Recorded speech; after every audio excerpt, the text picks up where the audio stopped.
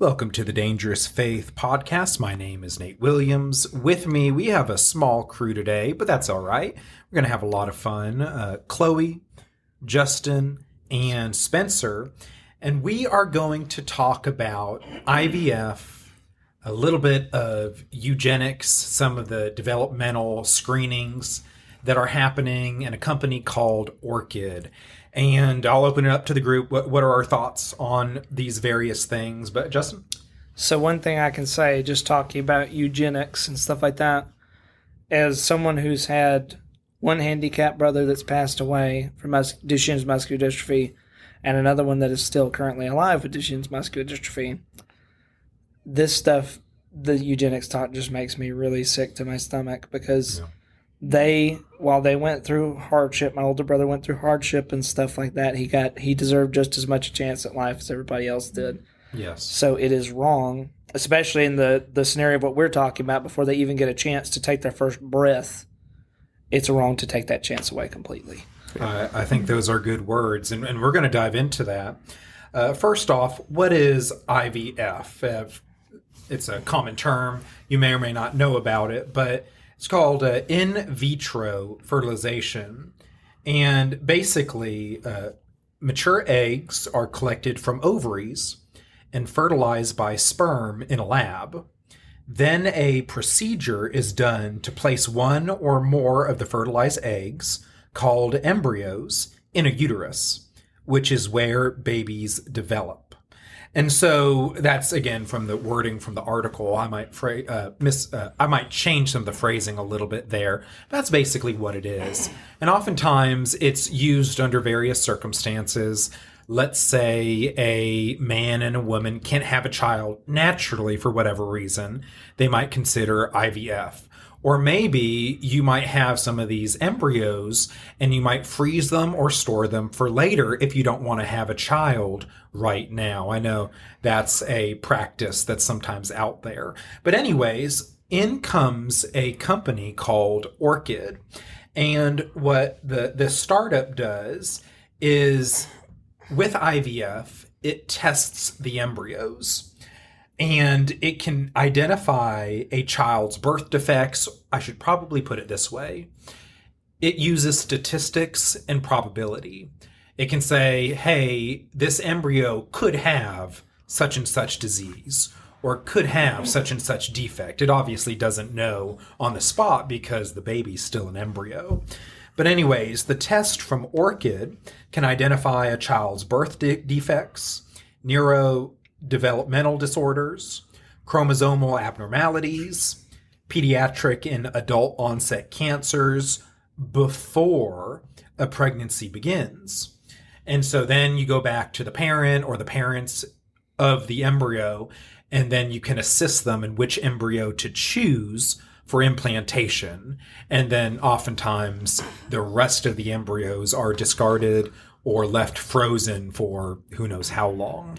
Anyway, so you have IVF, and then you have Orchid's genetic testing, so that a mom and dad, a dad, a mom, whatever scenario, they can pick the embryo they want based off of health reasons or whatever. So with that background in place, do we have any initial thoughts we want to share? Yeah. So I think the whole thing is just, IVF included, is just immoral. Okay. And wrong. So you would say, even before you get to Orchid and genetic testing, the foundation of IVF itself is immoral. Yes, and I think that's kind of a hot button topic when it comes to Christians, because most Christians that I know support it because, like, surface level, it sounds great. Like, if say even a Christian couple is struggling to have kids, and they try for years and years and years and they can't have a kid, IVF seems like a great option because they can have their quote-unquote own kid with their own genes. Because I didn't change my mind on this until 2 years ago, maybe. Like, I was in complete support of it. And then I found out more, like, about the process and just, like, the details, and it's totally inhumane. Like, it's just the way that they throw out all the babies that are not used, it just breaks my heart. And now, like, with this added Orchid part. It just, like Justin said, there are tons of people who are out there living with those kinds of, conditions, diseases, that are still living great lives. Or even if they have passed, like, they lived a great life. And I don't think, and like you said, it's a probability. So we don't even know that it's going to happen. And like I was saying earlier, something that I've learned in school is like only 20% of your age-related conditions are only determined 20% biologically and 80% by your lifestyle. So this child may have a really small chance of getting cancer, but if they go out and they smoke and they drink and they do all these terrible things to their body, like, they're going to end up with cancer. And then at that point, it's just a waste. Gotcha. I think it creates a very scary future because if you look at it, it's very slippery slope because right now it's open to pretty much the elite, like the people that can afford it. But what happens when the floodgates open, the technology progresses, and anybody can do it? Is there going to be stigmas raised to the parents that chose to have a natural child? That's a good point. That's a good ethical issue. So then are the parents who don't do this testing, are they immoral? That's a good point. It could be switched around, and then those children could be looked at as lesser than. Then it could turn into a whole thing. Like it's very. It fills me with dread because it's just so inhumane. It's not how life is supposed to be. And one example in our community brought up is a kid in Coleman. Oh, hold on, we don't say that, do we? Coleman is fine. I prefer not to get more specific than Coleman. Well, okay, so one of the high school bands in our area had a child that had muscular dystrophy, and that he passed away at a young age, but he lived longer than he was meant to, and he brought so much joy to the kids and adults that were around him. You could never tell. So it's like, in the future, is that kid, is he going to be lesser than? Yeah, that's a great point. Something I'd like to ask y'all, your personal thoughts. Say we throw out the IVF part. Say we throw out obviously they're disposing of cell-meeting or egg-meeting sperm, which is conception, which is a baby, no matter how long it's been like that. Let's just say they just take the testing part, so you can have the statistics of your child is statistically likely for this. Is that something that y'all have a problem with, or do you think it's better to let God's plan be God's plan? So I don't mind testing for testing's sake, because think about it this way: we get testing done now, and we're born. Hey, you're at risk for this. You're at risk for that. You might want to watch this, and you might want to watch that, and change your diet, and so on and so forth. So testing for testing's sake, I don't mind. The more information, the better for that. But what happens is, for these kind of issues, like we're pointing out, and I know obviously you would agree with this, Justin, it's the step beyond, and then action is taken to choose some lives and not others. But yes, testing for itself, I'm fine with. Yeah, I agree with what Nate said. Like, obviously, we go through some extent of testing when we're born in utero. But I want to go back on something I said earlier, just to kind of clear things up, but it kind of goes with what we're talking about. I'm only for IVF if it's one embryo at a time. Because, like, there's a way you can do that, which obviously that's not going to be what people want because it lowers your chance of having a child.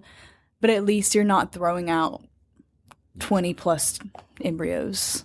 There is a ministry and church side to this because, Chloe, you hit on something important.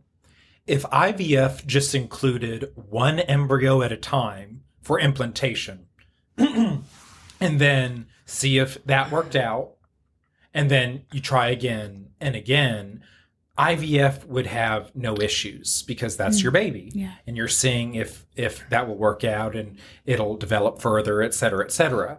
But for cost purposes, they don't do that, right? Yeah. And that's what we're talking about. They want you to get 6 embryos, 10, 15, whatever, in the hopes of the more you try, eventually something will, a baby will fully develop and be birthed. And so you're right, Chloe. If it was just one embryo at a time, I don't think there's an issue. Yeah, and I also want to highlight something you had just said, how, like, with the cost, you can't do just one. It has to be many. But the cost, that to me just makes me cringe a little bit, because it feels like we're just buying and selling a bunch of babies.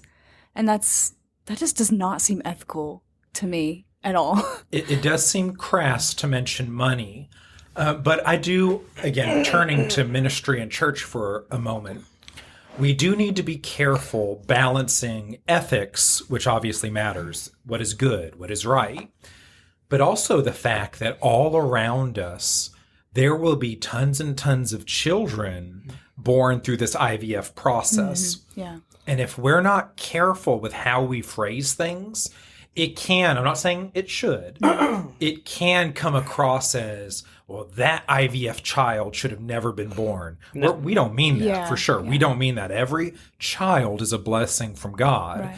However, we're talking more about the practice. Any baby that is born from IVF, praise God. We're thankful for them. Mm-hmm. We're talking about the embryos that are left over. Yeah. Justin? I think something that we can take time to point out as well is, if you really want to have a child, and let's just say that you're normally not able to, or you're like me, I'm single. I don't know what the future holds. I may stay single, but I still want children. There's foster programs you can help take care of children, and that's very sadly, there are people as young as newborn infants who get abandoned. There are older kids that need homes. So we can also take this time to maybe go away from the IVF and point more towards adoption, foster care, for sure. Thousands of kids in the foster care system. Yeah, and talking more about adoption, because I know I had said, like, the cost part seems unethical, which obviously with adoption there's a price tag associated, so it can feel like that at the same time. But something that I really like that Allie Beth Stuckey says, she says that things like IVF and those kind of, like, Orchid, whatever, creates a broken situation, but adoption redeems a broken situation. Yes. And I really like that a lot. That is well put. I think that's a great quote.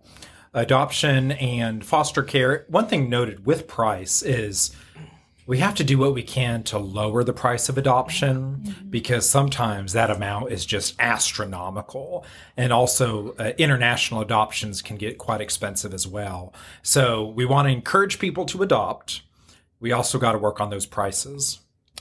Something as you talk about foster care specifically, and this is something that I think that we as Christians need to step up on. Our foster care system in America in general is terrible. There are so many scenarios where kids get put in it. They're mistreated. Sometimes they're sexually abused. It's just we do not... It's not even just a matter of proper precautions. We should take that and stuff like that, but we need to put more funding into that stuff to help care for these kids that don't have parents right now. And also as Christians, step up and let's bring in some of these children. Even if you can't, not planning on keeping them forever, foster. Bring some children into your home, even for a temporary amount. You never know what that could do to a child. Yes, that's true. I think foster care and adoption services need to be near and dear to the church in our hearts, because that's the example Paul always uses, adoption. We are adopted into the family of God. So that should definitely be a soft spot for us. Spencer? I think that with the foster care system as it is now, at least, and with adoption too, it puts so many things out of reach for people because we aren't given resources to actually go forward. Like, it would be so great if the church was able to fund adoption, that we could go to our pastors and that they had something set in place to where, okay, you can take this money that the church has been saving for this moment, and that we have programs in place where we talk to people, we talk them through the process of how it's going to be once you get the child, and just a whole training. Yes. That's a great thought, Spencer. It's a whole different ministry that the church could bring up instead of trying to get into IVF and like all this crazy stuff that is just completely immoral, we can take that, say, we don't want the world to look like this in the future. We want it to look like where we go and we take the least of these into our homes. I think that's very well put. It's part of what we talk about being holistically pro-life. Sometimes with the pro-life topic, we focus on abortion, and that is a big part of it. We are against abortion. We are for life. However, to be pro-life involves every facet of the family. We believe in marriage between one man and one woman. We think we need dads, fathers to be present and active in the home. So we're pro-marriage. We're pro-foster care and adoption services. And so, like you said, there's different ways for the church to help out there. We are for resources for mothers who are scared when they're pregnant. They don't know what to do. They don't know maybe how to raise a baby. That's very intimidating. And so, again, pregnancy clinics, we're for all aspects of the family. That's what it means to be pro-life. But circling back to IVF and Orchid and genetic testing, well, what about this? Someone says, well, when it comes to cancer, when it comes to autism and those things, I'm trying to not raise up a child who, let's say, Down syndrome. That's very painful to go through. That's a lot of suffering involved with those things. Let's say they might not live very long after birth. Wouldn't it be more loving to bring a child into the world who would live longer? That would be one of their main arguments. So I can also speak on something like this.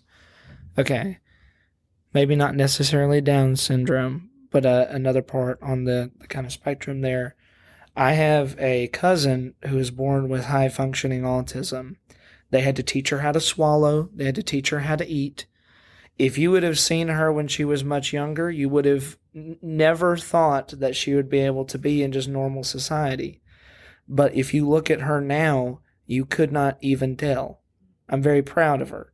You know, she has come a very, very long way, and you couldn't even tell now that anything's wrong with her. So this stuff is awful, but there are ways to help people through this stuff to help them live a more normal life, whatever that looks like for that person.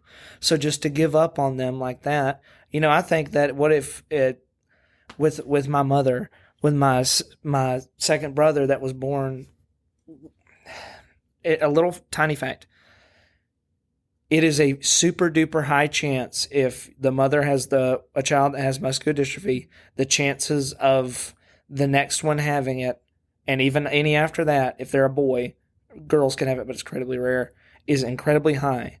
I'm the only one of my mother's children that didn't have it. And to think that if my mother knew that and then aborted me, you know, I wouldn't have had a chance at life because of that, and then aborted my little brother, that's sick. That's not right. That is playing God just because you think something's going to be an inconvenience when it could be something amazing for somebody else. Well said. I would just ask them, is that person's life worth less if they have issues, if they have complications? Yeah. What do you think is going to happen to this world if there's no pain and no suffering at all? There would be it can't happen. Like, there's nothing. They're aiming for some type of utopia, Yeah. but they're killing a lot of people to get there. Yeah, but it's like saying, okay, I'm going to get rid of this entire country because they produce this amount of crime. Yeah. We can't play God. We aren't God, and we just have so many issues in this world that make us stronger as people. So if we aren't strong people, then there's no point in all of this. It's Yeah, crazy. and I think the phrase that both of y'all said is the key thing here, playing God. I think that's the main part in this. But I think it's actually more loving to give a child who has Down syndrome, who has, you know, whatever kind of disease condition. I think it's more loving to give them a shot at life because they're worth just as much as we are. You know, there's no value that's taken away from them just because they have a condition. And I could go on and on about this just because like just being in my field and working with patients who have, awful things, ataxia, like a stroke, paraplegic, like all of these things. But the amount of times that I've seen them work through their issues, and they might not ever get to 100% again. But just seeing the joy that most of them have because they're alive is just so beautiful. Like it literally makes me want to cry. But yeah, they are not worth any less because they have brain problems or they have heart problems. Like it's just, yeah. I agree. And this is where, as Christianity fades in the West, it's going to look more and more like it did in the old Greek and Roman culture, where life was very cheap. The babies were left out to die by exposure. Girls, daughters weren't very valued because people wanted sons. And it was a dark, cruel world. And Christianity, obviously, because of what Jesus has done, loves all of us, for God so loved the world, helped to change that. And so as Christianity fades, some of those old moral standards are going to come back. Something I wanted to add on to what Spencer was saying of us trying to make that utopia. Not only are we playing God, and that's wrong, but it's kind of just fighting a losing battle if you're trying to get rid of every single problem that will ever happen. Let's just say you're successful, something else will pop up. We do not live in a perfect world. We live in a broken world from the second that Adam and Eve bit into that apple. We will forever, until Jesus comes back, be in a flawed world that will have problems. There will be something else that causes sickness. There will be something else that causes death. So why fight this losing battle, and let's care for these people who need care?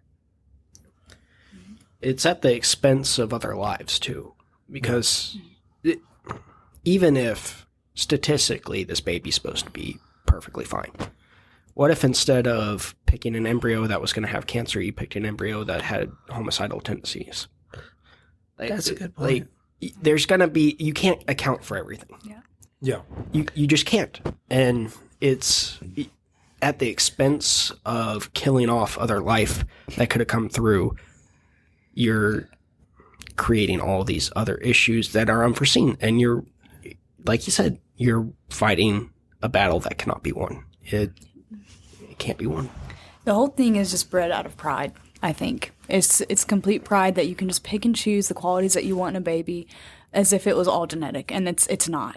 Like everything I learned, every single condition I learned at school, it's always like, yeah, genes plays a part for sure, but then it lists 10 other factors that actually weigh so much more into if they're going to get this condition. But also just, we're, like Justin said, we don't live in a perfect world. We never will, no matter how hard we try. And there's something about suffering that's so beautiful because it just grows you as a person. And without this person suffering, I mean, we've all noticed the people in this world who you can tell they haven't been through suffering. They've been fed everything on a silver platter to them. Yes. And it's so obvious, and they're the most prideful people you'll meet. Yes. And then you meet people, I mean, I don't know about y'all, but every single person I've met with Down syndrome has been the happiest, amazing, most fun people I've ever met in my life. Yes. And so just, I mean, I'm not, this might sound bad, but I would rather have that person than the prideful person others who is given everything. Yeah. For sure. Yeah. Same observation, Chloe. And it's wonderful to see. All right. So I think we've been pretty clear our thoughts on IVF and then the genetic testing, which really would be something like Hitler's dream, like eugenics, get rid of those you deem unworthy of life. So yes, not a fan of the genetic testing either. What about gene editing in general? This is a little bit of a curveball because I didn't tell y'all we'd be talking about this. There's something called CRISPR. Have y'all heard about it? Yeah. CRISPR or whatever, if I have that correct. Like gene editing. Let's say it's removed from IVF. You have a baby in the womb, and we get to the point where your own baby who's living, so again, the baby is going to be born, but you can start controlling eye color. You can start controlling height.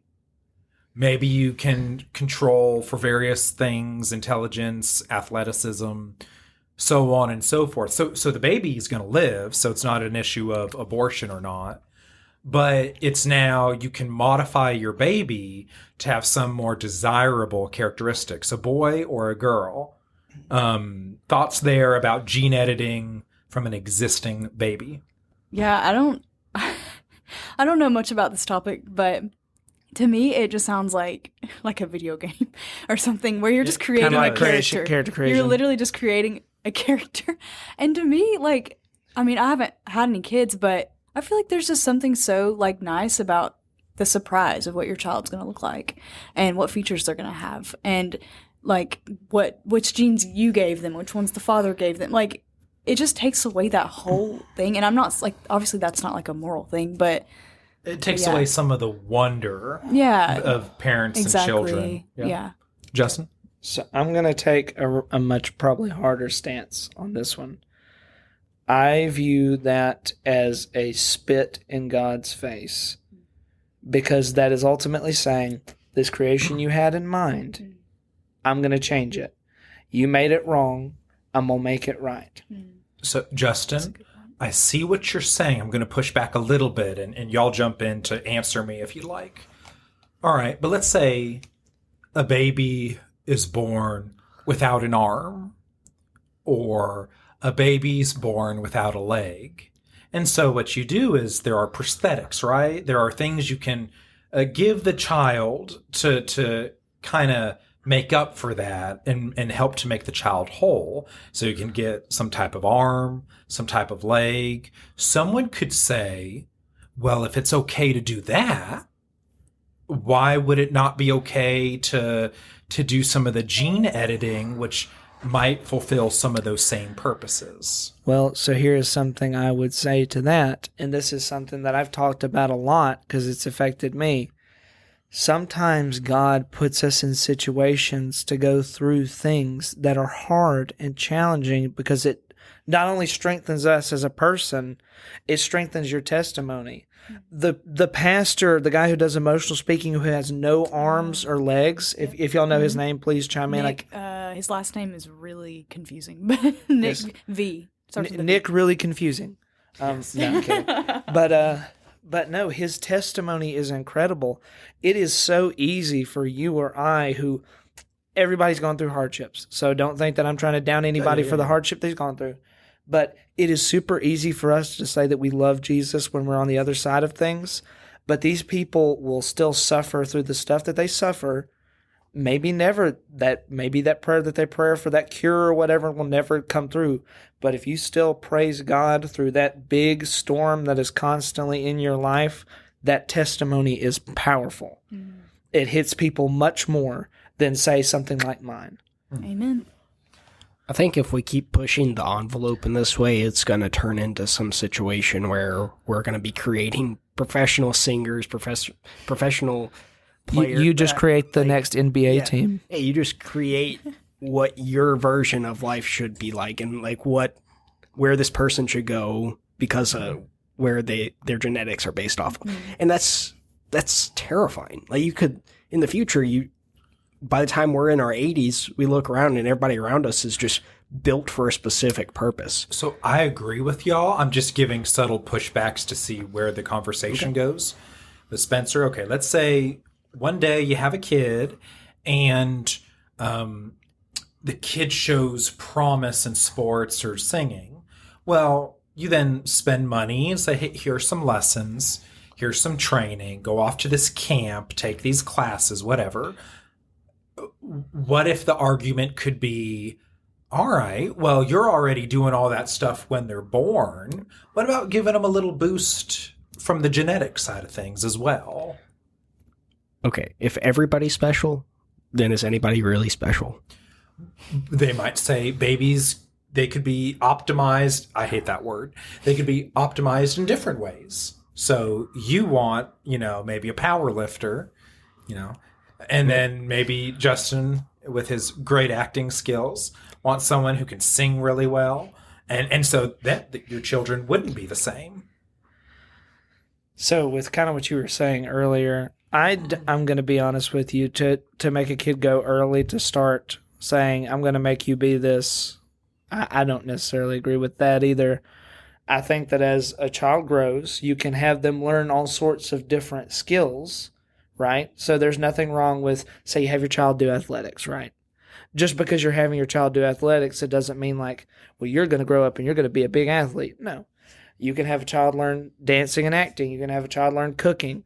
You diversify the things that they know, help them learn these skills, and maybe some of that stuff blossoms into a career instead of saying, I want you to do this from the day that you're born, so you're going to grow up and be this. I don't think that's right. Yeah. And maybe I misheard what you were saying, but I thought that's what you were saying. I think y'all are thinking, well, it's a parent trying to control the life of the child. Yeah, that's not right. That's not the parent's business.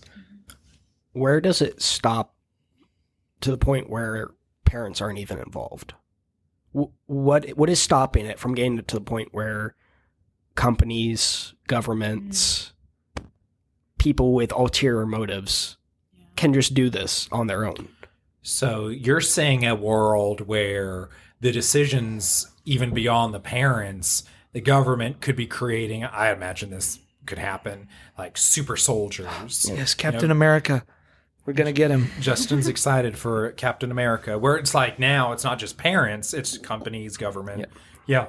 You can Valid concern. Yeah, the government could just go into a sperm donor place and then they could take it to eggs, and like people aren't even involved. All the embryos and storage. It's just all science, and there's no human anatomy actually being involved in childbirth. I think ultimately y'all crush this from a spiritual perspective. It's what y'all said. We want to play God, and we want to be God. We want to build utopia. We want to build humanity in our image. We want to, all the things that were God's responsibilities, we want to take upon ourselves. And we view science and technology and gene editing and Orchid genetic testing as our way of playing God. And that never ends well. I also just wanted to ask, I know you watched the video, but y'all remember why the woman who started it?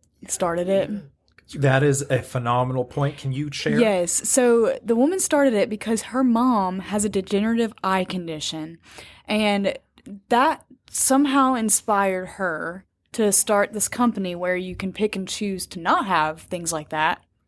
So people are firing back at her and being like, well, if they didn't have your mom, you wouldn't be here. Yes, because you would have seen an embryo like your mother's with a potential eye problem, and you would have discarded it. Yeah. Sorry, I just thought about that because I forgot that. That was a good point. Absolutely insane. Have y'all also thought about the fact that these people who go through these struggles are oftentimes the people who make great advancements in helping people with those same... Yes. God may have you in place to struggle with this, so maybe that you can study, make a huge medical breakthrough, and help solve these issues without having to do things like IVF. The mother that Chloe's talking about, who had the daughter who went on to found Orchid, you're exactly right.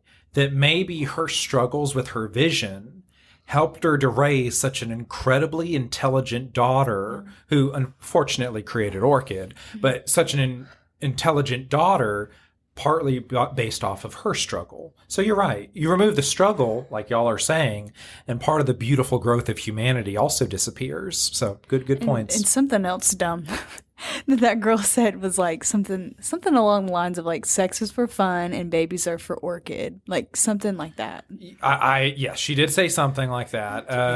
Yeah, That's it's just so messed up. 1984. 1984, George Orwell. What a book. Yeah, great thoughts, y'all. Anything else y'all want to talk about, or do you think these topics you could look into every scenario and talk about for hours? So we just generally do big topic, big picture type things with it. But anything else y'all want to mention, or you think we covered broadly the bases? I have a question, maybe for the group. One of the comments I saw in the video was like saying how you're supposed to make babies is going to be called old-fashioned in a few years. Do y'all think? True. Yeah. We're going to get to the point where we have the technology, in my opinion, from start to finish, as in from conception until birth, it can be done outside the womb. Something I would like to say for maybe anyone listening who maybe has some of these struggles that they're trying to handpick out with the IVF and what was gene editing was the other one? Yeah. If you struggle with a physical disability, mental disability, anything that you struggle with, know at the end of the day, you're loved by us in this room, of course, but also you're loved by God, and God has a purpose with you no matter how hard it is. Yeah. Well said, Justin. Going back to Chloe's question and what she brought up, if making humans with sex is considered old-fashioned, it's just the further unraveling of our society and sex as it goes. Because, like she said, like the lady from Orchid said, sex is for fun. Yeah. And so if sex is for fun, why does marriage matter? Why does relationships with another person matter? It's just sex. There's no point. And we've already seen it over the past century that the downhill spiral we've gone, but it's just a much deeper blow into sex and human relationship. Yeah, I think it's just society getting further and further away from God's will and God's plan for the world. And that's where, regardless of our thoughts on their theology, I think that is a strong area of the Catholic Church, the natural family, and their views of procreation. And so I think they do a good job there, whereas sometimes us Protestants, we can be all over the map when it comes to this stuff. So it's good for us to talk about. And I'd be open to knowing your thoughts as a listener. If you have any pushback, which this topic can get hot and heated. People disagree on different aspects of it. And again, we do want to be mindful of all the babies being born in the church through IVF. We do need to keep that in mind.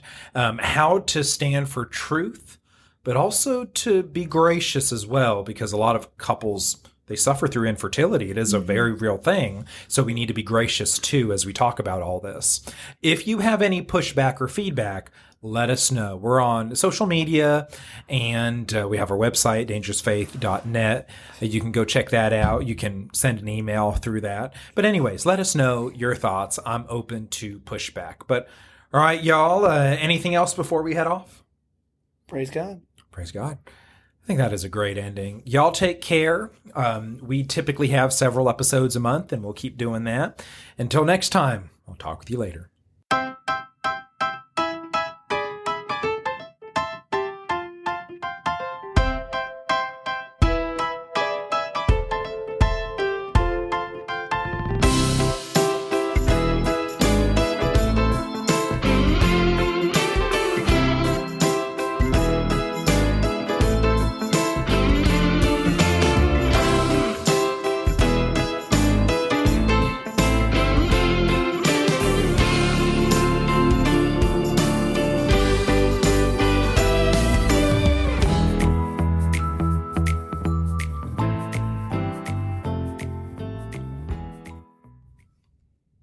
Topic just fills me with dread. Fills me with anger. Why?